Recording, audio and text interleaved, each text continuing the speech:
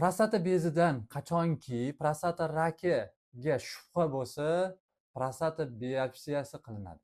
Prostata biopsiyasiga ko'rsatmalar asosan bizda prostata bezi spetsifik antigeni, ya'ni PSA tahlilimiz normadan oshib ketadigan bo'lsa, bu ham albatta ko'rsatma bilan. Chunki shunaqa holatlar bo'ladi, ma'lum bir holatlarda normadan oshishi mumkin, lekin bular vaqt kelib yana o'rniga tushishi mumkin. Bular qaysilar? Bular velosiped minsa yoki oxirgi eyakulyatsiyadan keyin yoki kateterizatsiyadan keyin yoki sistoskopiyadan keyin, rektal massajdan keyin bu ko'rsatkich oshib ketadi. Shuning uchun albatta bular bo'lmagan holatda PSA ko'rsatkichi baland chiqadigan bo'lsa, hamda bu ko'rsatkich dinamikada oshadigan bo'lsa, hamda bu ko'rsatkich tasdiqlanib normadan baland bo'lgan holatda MRT qilinib tashxis qo'yilsa, prostata bezida o'zgarish bo'lsa, albatta prostata bezidan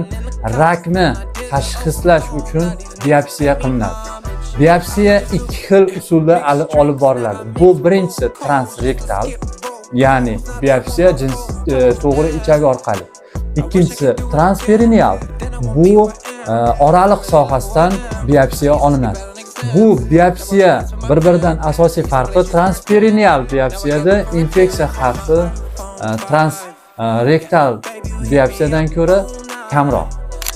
Biz klinikamizda transperineal biopsiyani yo'lga qo'yganmiz. Transperineal biopsiya oraliq sohasidan olinadi. Oraliq sohasidan olingan paytda bemor mahalliy anesteziya yoki tomir ichiga anesteziya orqali amalga oshiriladi.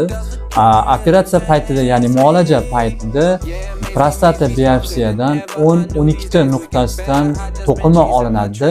Shu to'qimalarni mikroskopik gistologik tekshiruvga yuboriladi.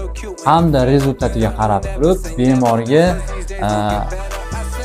chora, ya'ni prostata bezi rakini muammosini aniq tashxis qo'yiladi.